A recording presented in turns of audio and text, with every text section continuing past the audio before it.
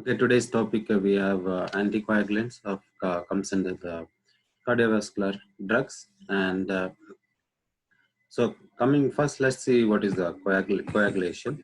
So coagulation, where you have the blood that is from it will be converted to coagulation, that is converted to liquid state to a gel state and forms a clot. So that is the basic process of or thing that is happens in the coagulation. So it's a process where blood converts from a liquid to a gel state, and that we call it as a blood clotting or anything. And here what happens is that the ceasing of, that is, the blood loss will be stopped.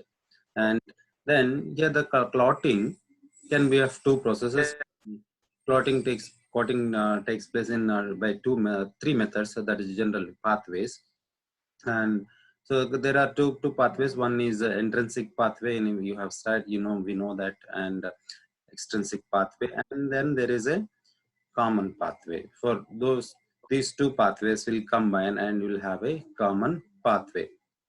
So, and there the clotting process takes place whenever there is a addition of platelets to the injured, okay, place where the blood vessel is injured, and that place there will be addition of platelets, and once platelets are aggregated there, then the clotting starts taking place. So there is an intrinsic pathway and extrinsic pathway, and then various, there will be a cascade of biochemical events and activation of various factors, and all these factors come together, and then finally you will have the formation of cross-linked fibrin, and this gives the formation of clot, that is gel-like structure, okay, and then stops the bleeding process, okay, wherever that is in the damaged blood vessel, okay. So this is the clotting. So coagulation is a clotting process, or where the blood changes from liquid to gel, and then there will be stopping of blood, okay, loss of blood from the damaged blood vessel.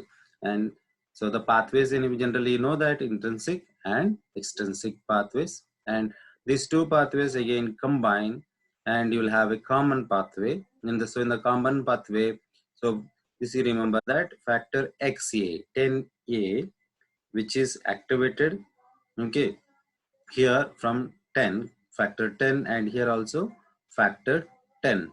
So in intrinsic pathway as well as extrinsic pathway, so in both cases factor XA or factor 10 will be activated to factor XA, and then that will be, so factor XA will be converting into prothrombin into thrombin, which is a proteolytic enzyme, and this proteolytic enzyme, it converts fibrinogen into fibrin, okay, and then you have the formation of cross-linking fibrin, okay. So that is the process happens in the clotting.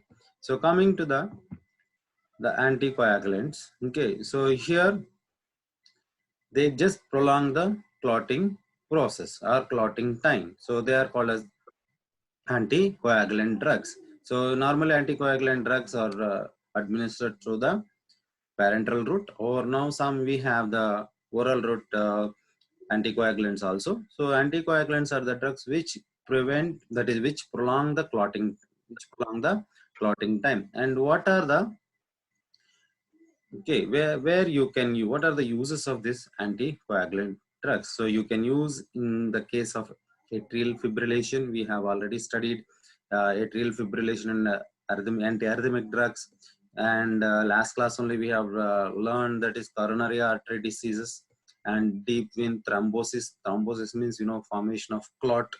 So, and ischemic stroke, that is again we studied in angina, that is lack of, that is insufficient supply of oxygen, and then hypercoagulable states, okay.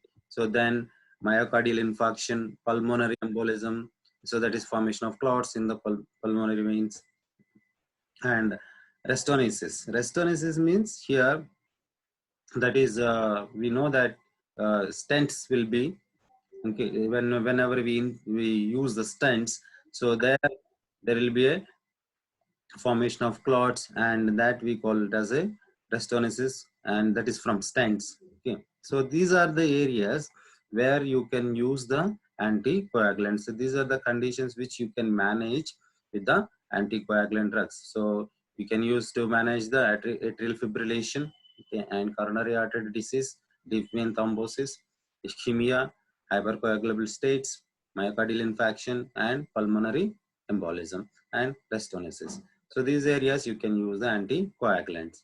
So coming to the agents, so where you, that is clotting is, it is multiple pathways here you have. Okay, so there will be cascade biochemical reactions, and of these reactions you can target particular reactions, particular pathway, and to extend the clotting time. So which are the areas? So then we have the inhibition of XCA, that is formation of here, that is XCA, X into XA, that is 10 into 10A, and that is one way by giving the heparins. And then you have the warfarin, which acts at different pathways, and but majorly we stop the formation of thrombin. That is, target if you target the 10A, so you can stop the formation of thrombin. Thrombin, you know that it is a proteolytic enzyme which converts fibrinogen into fibrin, and this fibrin, you know that directly it is involved in the cross-linking and network-like structure formation and formation of clots. So you can target here, okay, that is conversion of, that is prothrombin, or you can target, that is XA, that is 10A. Okay, so and also you can directly target thrombin, okay, which can inhibit the thrombin. So here this case is that warfarin, if you see that, so it inhibits the either heparin or XA inhibitors. Okay, so they inhibit the this enzyme, and thereby they inhibit the conversion of prothrombin into thrombin. Okay, and whereas this one, direct thrombin inhibitors, if you see, so they inhibit conversion of fibrinogen to fibrin. So this is the difference between you have to, that is inhibitors of 10A and inhibitors of 2A. Okay, direct thrombin inhibitors, and whereas directly they inhibit the thrombin, whereas here heparin and warfarin, if you see, they only inhibit the, that is 10A. So 10A, we know that it is involved in the conversion of prothrombin to thrombin, inactive enzyme to active form. Okay, so these are the various ways where you can, that is various targets you have for the anticoagulant drugs. Okay, so coming to the class, the types of anticoagulants, that is first one, chemical. If you see that sorry, chemical, if you see that, you have the coumarins, and this coumarins also called as vitamin K antagonist. So vitamin K is the, it is cofactor in, one of the cofactor in clotting. Okay, and so if you don't have the oxidized, okay, so we are stop, there will be a cycle of here vitamin K, and that is oxidized form and reduced form. So, and this will be continuous cycle. So by giving this coumarin, that is our vitamin K and antagonist, so you are basically stopping the cycle, and you are making that, you are making sure that vitamin K is not available. Okay, so and because vitamin K especially it is needed in case of carboxylation of glutamic acid residues on prothrombin or some other intrinsic factors. So vitamin K, it is a cofactor, as I told you, and then this vitamin K especially it is needed for the carboxylation of glutamic acid residues of certain factors. Okay, so carboxylation makes them active form. Okay, and here coumarins are vitamin K antagonists. They inhibit the enzyme vitamin K epoxide reductase. So, and here we stop recycling process. So as I told you, there is a cyclic process of oxidation and reduction of vitamin K, and this vitamin K oxidized form So it helps in the that is a cofactor, helps in the carboxylation of glutamic acid residues of certain factors of especially prothrombin. So prothrombin, and carboxylation makes the prothrombin into active form, that is thrombin. You know thrombin. So we here the coumarins are vitamin K antagonists. So they inhibit the vitamin K epoxide reductase, okay, which recycles the again vitamin K. So as this one you have seen. These are the targets and types. And next one, so this is how the vitamin K helps. Okay, so you have the vitamin K reduced form. Okay, vitamin K reduced form, and you have the glutamate residue, especially gamma carbon atom. Okay, alpha, beta, and gamma carbon atom. So that will be carboxylated by vitamin K. Then this is a cofactor, vitamin K, and this vitamin K dependent carboxylase here adds the carboxylic moiety glutamic residue, and this process is required, this carboxylation process is required for the activation of prothrombin into thrombin. So prothrombin, okay, so to the prothrombin a carboxylic moiety will be added and it will be converted into active form, into a proteolytic agent. This activation is done by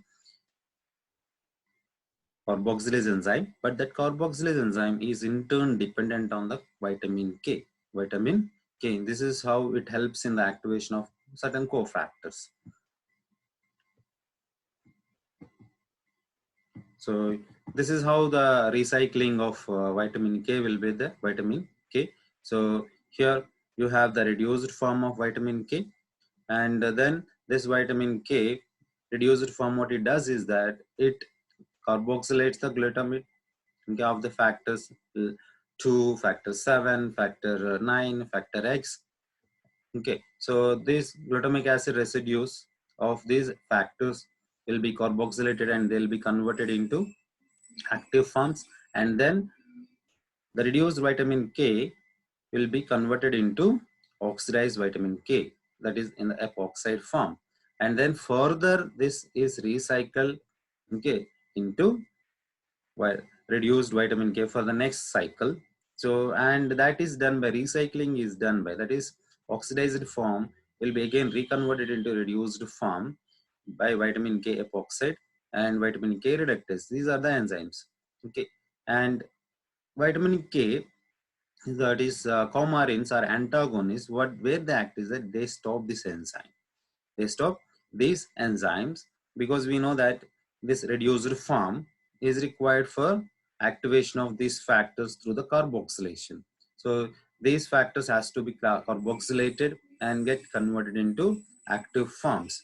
So if this is not available, if this is not, that is normal clotting process, what happens? So vitamin K adds carboxylic group, and then these factors will be activated and a clotting process will take place. So now we are prolonging the clotting process. So in doing so, what we are doing is that we warfarin or any other drugs or coumarins antagonists, what we are doing is that they they stop this recycling process.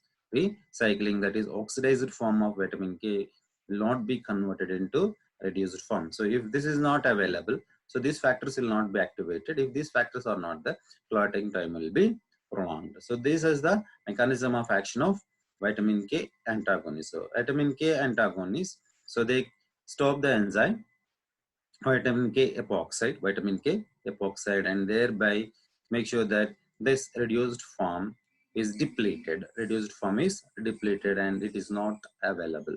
So this is how you have the reduced form, okay, and then this is how you have the oxidized form, and in intermediate will be there. So this is a recycling, and inactive, that is enzymes or proteins, okay, and then and these inactive forms will be converted into activated forms with the help of vitamin K, and that is enzyme also is there, that is carboxylase, and this carboxylase requires vitamin K okay, vitamin K, and so here antagonist, whatever the antagonist we are giving, that is vitamin K antagonist.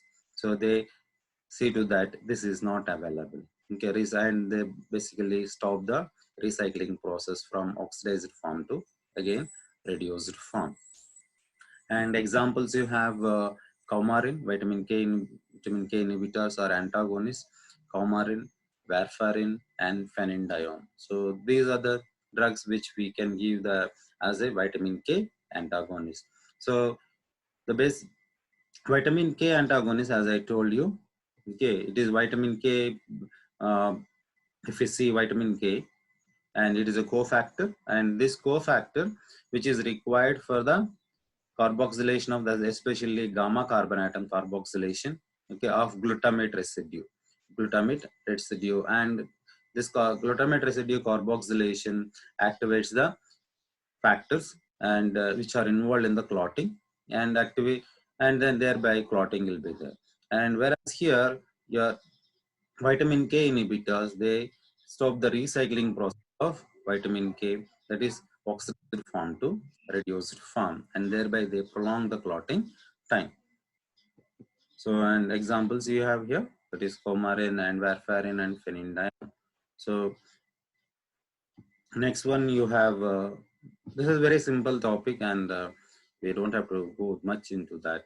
It is and heparin and its derivatives. So here heparins also, we know that heparin and its derivatives also you can give, and these are heparin unfractioned heparin 1, and then low molecular weight heparins.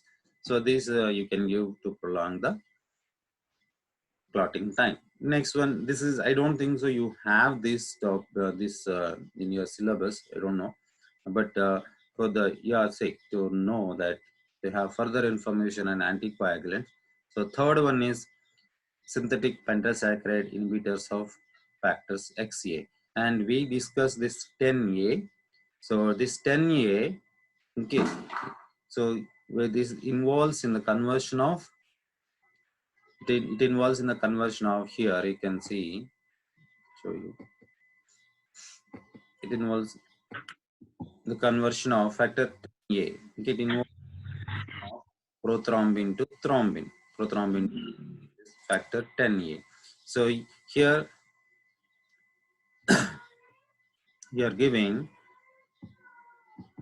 we are using synthetic pentasaccharide inhibitors. So X, that is 10A. So 10A is a thrombokinase. It is one of the coagulation factor. 10A also is called as thrombokinase. So this thrombokinase, okay, so along with the factor that is a factor 10A or 5A complex together, okay, thrombokinase, what it does, they convert thrombin, that is a prothrombin, from, that is a prothrombin will be converted into thrombin, okay, along with, that is factor 10A and 5A together. So we are here, the synthetic, that is pentasaccharide inhibitors, they inhibit the thrombokinase. So thrombokinase is a 10A, it is also called as a 10A. So the thrombokinase function along with 5A, okay, together this calcium and phospholipids. So they convert prothrombin to thrombin. So we know thrombin is a proteolytic enzyme which converts fibrinogen into fibrin and finally clot formation. And the inhibitors of factor 10A, so they inhibit this conversion of prothrombin to thrombin, that is by inhibiting this thrombokinase, this enzyme. So the factor 10A, you can also call that as a 10, that is thrombokinase, which is involved in the conversion of prothrombin to thrombin. So examples you have, that is Fonda parinox, okay, Fonda parinox. This is the structure I have given there for the example. Pentasaccharides there, and intraparinox, that is another drug you can give. Next one, the fourth one, here it is, that directly acting oral coagulants. Mostly the coagulants are intravenous, so they'll they'll be given parenteral route, they'll be given, and till now whatever we discussed, okay. And here if you see that oral, directly acting oral anticoagulants, so one under that direct factor XA inhibitors. Okay, XA inhibitor, that is 10A inhibitors. Okay, example rivaroxaban you have. Okay, dabigatran you have, dabigatran, rivaroxaban. So these drugs can be given. Okay, and they are direct factor XA inhibitors. Okay, XA inhibitors. So XA we know that, or 10A we know that it is a thrombokinase, and this thrombokinase function, we know that it converts prothrombin to thrombin. So here directly they inhibit the factor 10A. Okay, and that is orally given. So example, you have rivaroxaban, and this is the rivaroxaban structure, okay, which will directly inhibit the enzyme, that is thrombokinase, that is factor 10A. Next, direct thrombin inhibitors. Direct thrombin inhibitors. So here the first class, that is before that what we have discussed was that they inhibit the formation of thrombin from prothrombin. Okay, and by inhibiting the enzyme thrombokinase. And the second class of drugs, okay, second class of drugs, so here they no way involved in the conversion of, that is inhibit the conversion of prothrombin to thrombin. So here once the thrombin is formed, and thrombin function, we know that the thrombin converts fibrinogen to fibrin. So, and here they inhibit the function of thrombin. They inhibit the function of thrombin, and thereby they inhibit the formation of fibrinogen, that is a fibrinogen from fibrin from fibrinogen. So this is example ergatroban. So direct thrombin inhibitors. So this is about your anticoagulants. So, and coming to the anticoagulants, again, so coagulation is the process where you have the liquid being converted into gel state, okay, and so that you can prevent the loss of blood. And for that is coagulation process, that is by coagulation, no, that is normal coagulation, normal body response. It is if there is any damage to the blood vessel, so then immediately what happens is that you have the coagulation process. So the coagulation process starts once if platelet starts aggregating. Once platelet starts aggregating, then all this cascade of events will be started, and finally you have the formation of clot. So, and here, and we have the anticoagulants which can prolong this clotting process. Clotting process, which they increase the timing of clotting, and the clinical uses of this anticoagulants, if you see that anticoagulants, if you see here, that is one, you can use the atrial fibrillation, coronary artery diseases, deep vein thrombosis, and ischemic stroke, and then hypercoagulable states, myocardial infarction, pulmonary embolysis, and restenosis. So these are the very clinical, okay, applications or uses where you can use this anticoagulants. So, and this is about anticoagulants, and here the clotting process anyway, you know, and the targets for anticoagulants, there are various targets where you can target. So this is one, is you can target here, that is factor 10A. So convert this converting of factor that is 10 into 10A, that you can stop, okay, and then if you stop that, so you can stop the prothrombin, that is thrombin formation through via prothrombin. And if thrombin is not there, fibrinogen will not be converted into fibrin. So you have various classes of drugs where they act, okay. So heparin, so it can stop the form, this one XA, and then XA inhibitors, and then direct thrombin inhibitors, they inhibit this and direct thrombin, okay, inhibitors. So orally also it is, they are available. And warfarin also, it also targets the prothrombin here, prothrombin. And examples, we have coumarins, vitamin K antagonist, and we know that vitamin K is required for the, it is a cofactor, okay, and which is required for the activation of factors involved in the clotting process, okay. And that is what here we give the vitamin K antagonist, and this is how the vitamin K activates the factors which are involved in the clotting process. So by carboxylation, it activates the factors involved in the clotting, and then here for the activation you need the reduced form, and then that will be converted into oxidized form, and again for the once if it is carboxylated, okay, you will have the oxidized form and oxidized form. Further it will be recycled and a clotting process will be taking place. So to prolong the clotting process, if these are activated, and clotting will be there.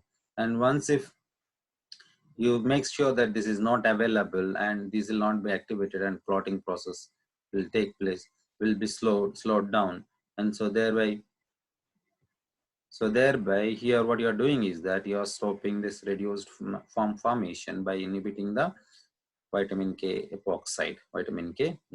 So there you can give, and that is the recycling process. And this is chemically, you can see that structurally you can see how the recycling happens. So you have the reduced vitamin K. There is a side chain. Okay, this is only representation. There is a side chain here. So that's a side chain. There again vitamin K formation. That is forms are three different vitamin K1, K3, and one more also is there. There are three different forms of vitamin K will be there. Okay, and all these forms they help in the clotting process. And this is the reduced form, and this reduced form helps in the carboxylation, and here the inactive form will be converted into active form of, and then further the clotting takes place. And then during this process you have the reduced form to oxidized form, and then quinone that is intermediate. Then you have here from here to here, so you can see epoxide here. So here you can see hydroquinone is converted into here epoxide. You can see epoxide, and this epoxide is converted into quinone, and quinone to again hydroquinone. So here epoxide reductase. So this is the enzyme which converts epoxide to quinone. And vitamin K antagonists, they inhibit the vitamin that is K epoxide. So that is the thing, mechanism of action. And vitamin K inhibitors, coumarin, warfarin, and phenedione. Next, derivatives, heparin derivative, naturally occurring there. Heparin derivatives, we know heparin and their derivatives. You can use them. And the synthetic pentasaccharide inhibitors of 11 factor, that is thrombokinase. We know that thrombokinase function is what is the function of the function of thrombokinase, that the thrombokinase converts prothrombin to thrombin. And this thrombin, further what it does is that it converts fibrinogen to fibrin. So there you can use that is. And next one is that directly acting oral coagulants, and direct factor, that is 11A, that is 10A inhibitors. So the 10A, we know it is a thrombokinase. Levraxamine, that is newly introduced. These are all newly introduced drugs. So for your further information, I am giving you. Next, direct thrombin inhibitors. And direct thrombin inhibitors, they stop the formation of fibrin from fibrinogen. So this is about the anticoagulants. Back to you.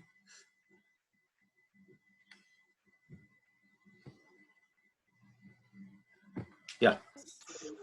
If you have any doubts, anything, please don't make noise. And if you have any, if you have any doubts and anything, you can ask.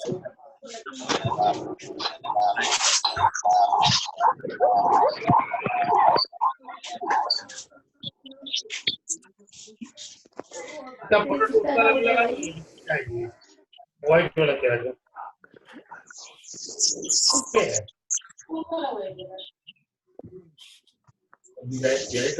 इसका 2 tricep खुला हुआ था, उसमें photo डाल दो, बढ़िया से